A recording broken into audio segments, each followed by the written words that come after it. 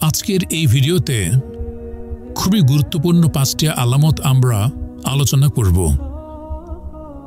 এই আলামত বা লক্ষণগুলোর মাধ্যমে আপনি জানতে পারবেন বা চিনতে পারবেন কোনো এক ব্যক্তি জান্নাতের পথে এগোচ্ছে নাকি জাহান্নামের পথে এগোচ্ছে। তো চলুন এই বিষয়গুলি সম্পূর্ণ ভিডিওটি না টেনে মিলিয়ে দেখি।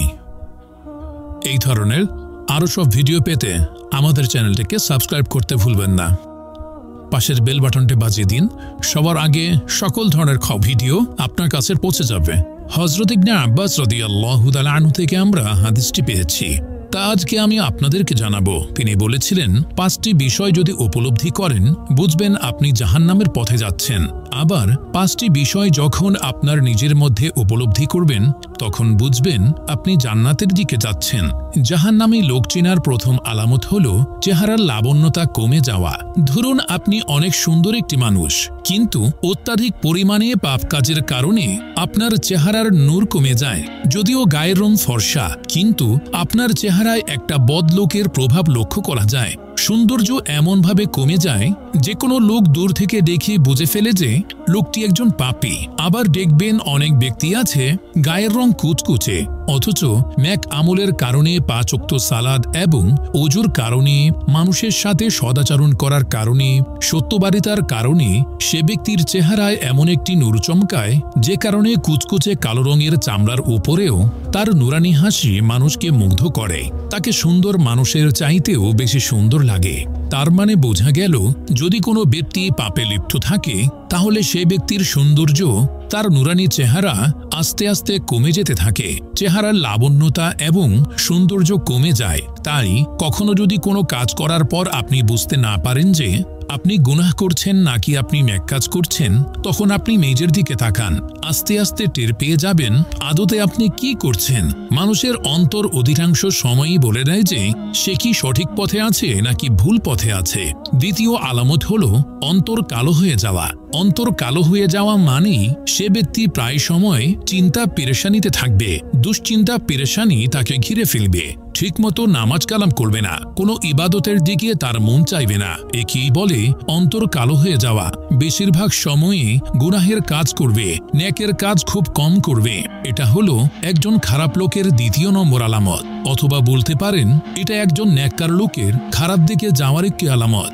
আর এই লক্ষণগুলি বলছে যে লোকটি অধিক মাত্রায় সব বিষয় নিয়ে দুশ্চিন্তার মধ্যে। কারণ যার দিলে আল্লাহ পাকের নূর থাকে তাকে দুশ্চিন্তা এবং পেরেশানি কখনো অ্যাটাক করতে পারে না। তৃতীয় আলামত, দৈহিক শক্তি কমে যাওয়া। শরীরে কোনো শক্তি থাকবে না। এই শক্তি দ্বারা বোঝানো হয়েছে দিনী কাজের শক্তি। মানে আপনি ঠিকমতো নামাজ কালাম করবেন না, এবং অনেক মানুষ আপনাকে ভালো কাজের দিকে দাওয়াত করবে এবং নামাজ রোজার দিকে দাওয়াত করবে, কিন্তু আপনি বড়লোক হওয়ার কারণে সেই নামাজের দিকে যাওয়া অথবা ন্যাক কাজ করার জন্য আপনি কোনো শক্তি পাবেন না। আপনি দিনী কাজে সবার চেয়ে পেছনে থাকবেন। হয়তো আপনার অর্থ সম্পদের পাহাড় থাকতে পারে, কিন্তু আপনি একজন খারাপ লোক হওয়ার কারণেই এই আলামতটি আপনার মধ্যে প্রকাশ পাবে। আপনি রোজা, নামাজ, হজ এবং যাকাত এগুলোর ক্ষেত্রে আপনি সবার চেয়ে পিছিয়ে থাকবেন। এটাই বোঝানো হয়েছে যে একজন খারাপ লোকের দেহে শক্তি থাকবে না। অথবা আপনি এভাবে বলতে পারেন যে একজন জাহান্নামী ব্যক্তির দেহে কখনো দিনী কাজের শক্তি থাকে না। চতুর্থ আলামত, রিজিক সংকীর্ণ হয়ে যাওয়া। দুনিয়াতে সে একের পর এক অভাব অনটনের মধ্যে পড়তে থাকবে। ধরে নিন সে ব্যক্তির অনেক টাকা পয়সা আছে, কিন্তু তাতে বরকত নেই। তার রিজিক সংকীর্ণ হয়ে গেছে। কারণ ব্যাংকে এত কোটি টাকা থেকে লাভ কি? গ্যাস্ট্রিক সহ বিভিন্ন রোগের জন্য ডাক্তার নিষেধ করে দিয়েছে। পছন্দের মজাদার খাবারগুলো আর খেতে পারবেন না। সুতরাং অর্থ থাকলেই যে তার রিজিক হবে এমন ধারণা ভুল। মনে রাখবেন, স্বল্প অর্থে যারা পর্যাপ্ত পরিমাণ বরকত পেয়ে যায় এটা জান্নাতি লোক চেনার উপায়। পঞ্চম আলামত, মানুষ তাকে ঘৃণা করবে। একটু ভালো করে বোঝার চেষ্টা করুন। ধরুন এলাকার একজন খুব বড় মাপের মানুষ, কিন্তু কোনো মানুষ তার কথা শুনে না, তাকে পছন্দ করে না, তাকে দেখতেও পারে না। এমনকি সেই ব্যক্তির উপস্থিতি তাদের আতঙ্কের কারণ হয়। এমনকি নেতৃত্বস্থানীয় কেউ হতে পারে। এমনও রয়েছে যে এই সকল ব্যক্তি দেখলে মানুষ রাস্তা পাল্টে অন্য রাস্তায় চলে যায়, তাদের কাছেও ভিড়তে চায় না। আপনার উপস্থিতি যদি আপনার ঘরের এবং বাইরের মানুষকে এমন পরিস্থিতিতে ফেলে দেয়, তাহলে আপনি নিশ্চিন্ত থাকুন, আপনি ভালো পথে নেই। আপনি ইস্তেগফার করুন, সরল এবং সঠিক পথে চলে আসুন।